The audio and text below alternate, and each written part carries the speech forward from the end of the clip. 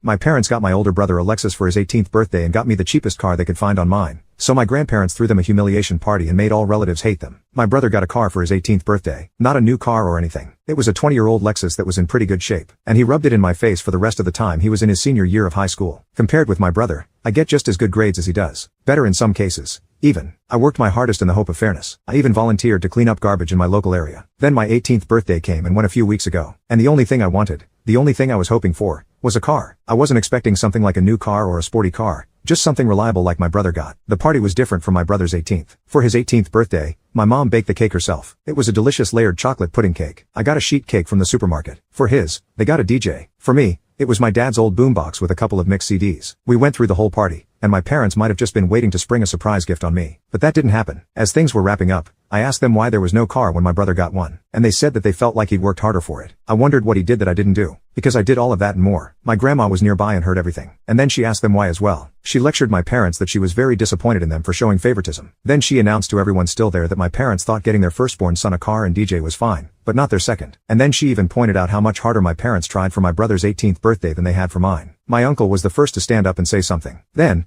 everyone else who'd yet to leave. I walked away and went to my room to sit and think. I got a few I'm sorry calls from relatives, and my grandparents convinced me to go out with them for the evening. But when I got back, my parents were pissed and told me I'd shamed them to the whole family. I just walked past them because I didn't want to fight. The next few weeks went by with a silent treatment between us. My parents suddenly surprised me a few days ago with a white 98 Subaru Legacy that runs great. They practically threw the keys and the title in an envelope at me and said to have fun. I got the car, and they're paying for insurance for the next 6 months like they did for my brother. I know a car isn't a right but a privilege, so I feel like I've essentially blackmailed my parents into getting me one. Update. I got a part-time job that later went full-time for the summer after graduation. However, 3 weeks into working part-time, the Subaru blew the head gasket on the highway at about 45 miles an hour. The temp gauge redlined, and I had to pull over and call for help. My grandparents looked at the car and found that someone had run a lot of gasket sealer in it, and it was still in the coolant. The car was band-aided back together before my parents bought it and was then barely hanging on by a thread. It drove great, and I never pushed the car hard as I'm a slow driver. My parents claimed no prior knowledge of the problem, but their only real reaction was to shrug and say it was karma for making them get me the car in the first place. Well, that was a mistake because my grandparents were right there to witness that, and they tore into my parents like none other. My grandma told me to wait in my room and let them sort this out. It was 2 hours before I was called back into the living room. My parents were on the couch, and both looked like they'd both been metaphorically hit by a truck. My uncle and 2 other relatives were there now, too. My grandparents had gotten it out of them,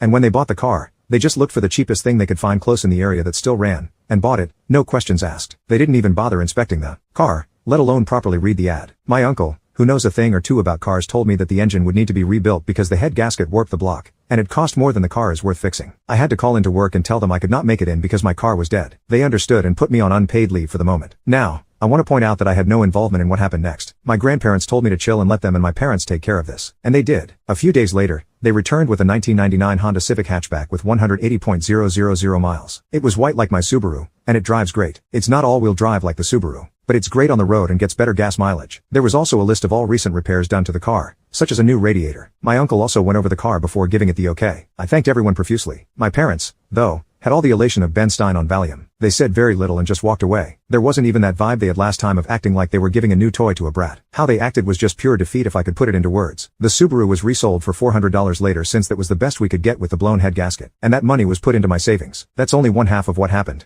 though. When I said I did better in school than my brother, I wasn't kidding. My brother got a 30% scholarship after he finished high school. Well, I got a 50% one. Not at the same college of course, but at one. It was comparably good, and that was also closer. To say my parents were shocked is an understatement. Of course, they both looked unhappy as soon as the shock wore off. I decided it wouldn't be a good idea to poke the bear by asking them about it. But my grandma thought otherwise and poked that bear. And I mean poked it. First, she asked if my parents were happy for me. And they claimed they were, but didn't show in their attitudes. So my grandparents finally asked what their problem was. Why do they dislike me? Their second son was doing great and even went above expectations. And they can't be happy about it? Did they want me to fail? Were they hoping I'd fail? What is the deal? My mother looked upset, and my father couldn't look me in the eyes. They both meekly said they were happy for me. I managed to say they want me to take the world by storm when I go to college. They even said they'd help pay some of my tuition, just like they are for my brother. My grandparents said they better keep their word, because there should never have been any favoritism. I thanked my parents for their help. I got a light, if not limp, a handshake from my father and a very stiff hug from my mother. It all felt so forced. I was and still am extremely thankful for the car and the tuition. But my parents just drained the room of all emotion. I ended up asking if my grandparents knew what it was that made my parents act this way. I wondered if I was an accidental pregnancy or something. And they gave me the "it's time we told you" look. Well, I'm not adopted like so many asked, but I was unplanned. Sort of. You see, my parents wanted both a girl and a boy, but I got 2 boys instead. My brother came out as a boy, So my parents were hoping to get a girl on the next go, and they had a prior agreement to stop after 2 kids. They never got a girl. My grandma told me they refused to find out my gender till after I was born. They were convinced I'd be born female, and they bought a lot of baby stuff for a girl, and they didn't get a girl. My grandma said I used all of my brother's hand-me-downs until I was 3 years old because my parents had bought so much girl stuff in advance that they couldn't use. So, I was just a disappointment to them from the time I was born. My grandparents said that they knew my parents were screwed up, but they've been the way they are for so long now that there's no point in expecting them to change. Since then,